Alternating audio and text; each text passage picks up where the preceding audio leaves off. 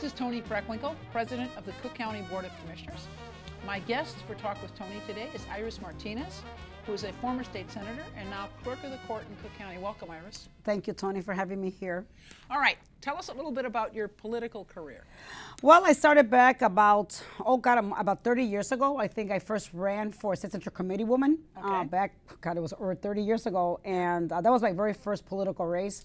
But along the way, I went to go for the city of Chicago, and the mayor, Mayor Daley at the time, sent me down to Springfield to do work as a lobbyist for the city of Chicago.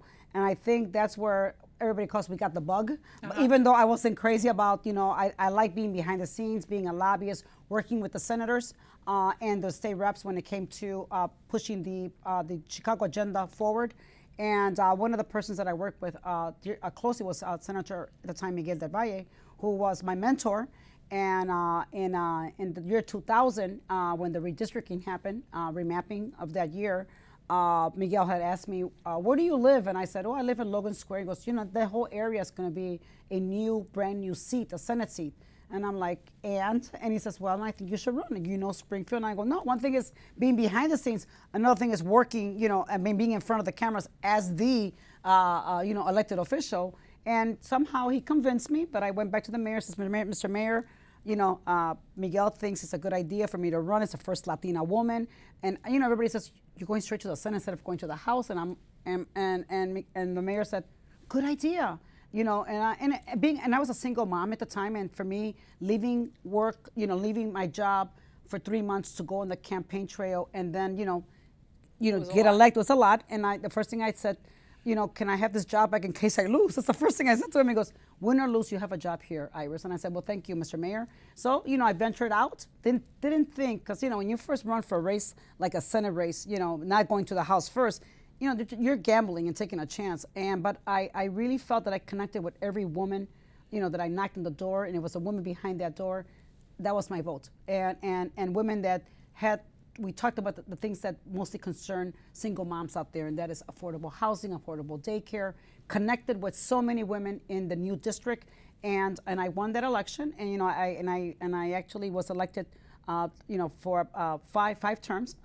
18 years that I served. Okay. And I loved it. And to me, I love Springfield. I love the work that's done there, and the quality of life you can bring back to the people in your district. And that to me was a very important part of my life, for the last 18 years. So you got to start being a lobbyist for the city of Chicago. That was my start. Right, and then you became a senator. Yes. For 18 years. Okay, what are you most proud of the work you did in Springfield? I think connecting with your community and bringing back the resources they needed. For me, finding dollars to rebuild homeless shelters for women. That was an important one. Building a real high-tech school in my district. I built the Aspida School, which is a great school for the kids in the community. Yeah, I've been over there. over $30 million. That was something that I brought back to my district.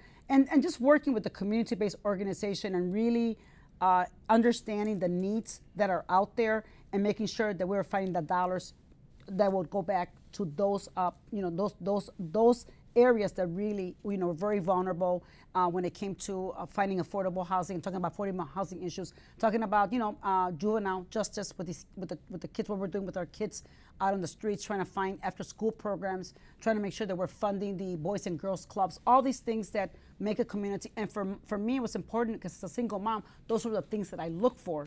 And I know that even 20 years later, many of our single parents are still looking for that type of affordability, and housing was another important component because as a mom trying to find a really nice place to live, safe place to live in the areas was always very challenging. And I was raised in Humboldt Park, and trying to find affordability in Humboldt Park at the time was good, but it started to change. Gentrification started to occur. Working with the community-based organization and trying to identify areas that we can keep the affordability so people wouldn't move out of the neighborhoods was very key, something that I worked on with many of the community-based organizations. Over the course of that almost 20 years in office, your district changed a lot. It's been a substantially Latinx district, and as you said, gentrification in Humboldt Park and elsewhere changed it dramatically. Yes, sure did. And that, again, you're seeing it even now today as we speak. the gentrification is even Logan Square. As you can see, Logan Square, where it's another, of the areas that are represented, really changed a whole lot. And the population keeps on shifting because people are looking for affordability. And again, moving west, moving more further west. Yes, they are. And the district is changing. I mean, when the district was created, it was like 58% Latino, and that was back in 2000. So in 2010, when the district happened again, we had lost, some of the Latino population. And I really suspect that when this redistricting starts to happen, we're going to see that we probably will, that district will probably be at 50%, maybe even lower, because Logan Square has changed so much, and and in order to keep the populations, pretty much intact, the only way I'm seeing it is that everybody has moved further west because of the fact that affordability is further west than it is in the Logan Square, Bucktown, Wicker Park, and that was where I was raised. I was raised in Bucktown, and I see Bucktown today, and I don't even recognize Bucktown anymore. So it's been a real pretty yuppie place. Yeah, kind of yuppie-ish, yeah, kind of sort of, but it's a beautiful neighborhood. Right. Well, no, these are great communities. It's great housing stock, and there's always been sort of transition in neighborhoods in the city of Chicago. But what's happened, at least in our districts, is a lot of communities that were affordable to ordinary working people, black and brown, have become unaffordable as they've been found attractive by other groups. Let's put it that way. Yes, and I always hope that there is still a lot of empty lots in our community. When you look at the West Humboldt Park and the West Side, there's a lot of vacant property. I really wish that we would put our heads all together and start looking at those vacant properties and start building more affordability for our folks so they can remain in these communities. But we're finding is that developers are coming in, they're taking this up, building these these beautiful buildings that are not affordable to people like you and me, and that's a big problem for me. That's a challenge. That's a big challenge. But you've moved to a different challenge now, an administrative challenge, clerk of the court. You've been in the job for a couple months. What do you see as the challenges you face, and how are you going to try to address them? Well, coming in, one of the things that I think made me want to run for this office was the folks that will walk into my office, constituents that walk into my office and say, that the clerk's office is a mess. I went there 3 or 4 different times for paperwork for my child support or for order of protection. Paperwork got botched. Paperwork was missing. And you heard this constantly. I heard people coming back says, they don't treat people with respect there. And I heard this constantly, and I said, what, I've got to do something about that, because for me, yes, everybody says, well, you were in a safe seat and a safe, job, but I like challenges, and while I was in a safe seat, in a safe job, I still felt that, even though the Senate is a wonderful place to be, there's a lot of things that you can do in Springfield, creating laws that affect people's quality of life are very, very important. But I felt that I wanted to be back home to really address another issue that I felt needed to be addressed, and that is our circuit courts. I ran. I was in the middle of my seat. I said, it's something that I thought about a few years ago, and said, if there's maybe something I can think about, because I'm not ready to retire. I'm not ready to quit public service. I've been in public service over 40 years of my life. I love what I have done all these years. It's kept me, really focused on my community and being that voice for the community, and also on a national level. I've done many other things. I'm the DNC, I'm the Democratic National Chairwoman, which I was able to meet. I've been able to meet so many Latinos from so many areas, being the chairman of the Hispanic Caucus.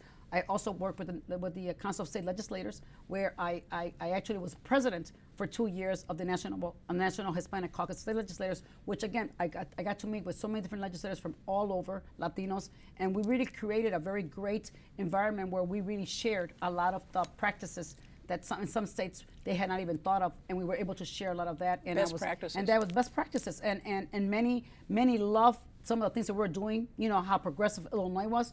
And many of them took some of the legislations from Illinois and brought them back to their states. So this is something that I've always loved. I'm very energetic. I love to work, and I found that there was a challenge that I really wanted to take on. I won the election. Now it's been a little over a month and a half that I'm in this job, and it's been challenging because I think people are always afraid of change, but I think that the employees are very happy that there's a new change. My predecessor was here for 20 years. But this office needs, there was a lot of things that technology in this office is very challenging. We're working on it and trying to make sure that we work with all of the, the stakeholders that work with us because of the fact that it's a system that everybody will enter at one point in their life. We hope not, but they enter it, and we have to make sure we get it right in the entrance of people coming to this office. Okay. You spent a lot of time in Springfield, and now you've come to the county. You also said that you have been involved in Democratic national politics. And that you said that was the first office you ran for. I ran for DNC for that. Yeah, I ran for State Central Committee Woman of the 4th Congressional District. That I've been there and now. How long have you served that? I was elected back in 1994. I was elected. Okay. Yeah. So it's been a long time. It's almost 30 years. Okay. Yes, almost 30 years. I've been on the party for that long, on the party of the Democratic Party, but on the national level, as a DNC member, I really got involved with the caucus, and so with the Latino caucus. With the Latino caucus. And these are sometimes like there might be 1 or 2 Latino members from every state that make up the Hispanic caucus for the Democratic Party of the National Democratic Party. So. Getting to meet so many individuals who are so committed to the party and so committed to the causes that the party has, and getting involved and being the surrogate. I was a surrogate for, when Hillary ran. I was a surrogate for her in Florida. I was a surrogate now for Biden in Florida, and in some of these other Latino states where there was a population. I got the call, about a year ago, a couple years ago when Biden decided to run. He personally called me and says, "Hey, I need your help." And I was like, "Who's this?" "Oh, it's Joe Biden." Joe! It was the most exciting call that anyone could ever get. And right. And we worked, and many of the it was just great to work with so many of the Hispanics that were part of the DNC. As you know, our DNC for the very first time, Tom Perez was our chairman. Right. Working with Chairman Perez was it was an honor of meeting someone who has, a civil rights lawyer who worked under the Clinton administration and so under the Obama administration. And for me, that was an important part of continuing to rise, our Latinos to that level. Our Latinos they are all, we can say we're Democrats, but it takes us a little bit more to go out and vote, and trying to garnish the Latino vote to say we're so powerful if we just continue to vote. And some of the states, where you heard a lot of these problems, these pushbacks from some of the populations about getting out, and that we have to give our Latinos a reason to come out.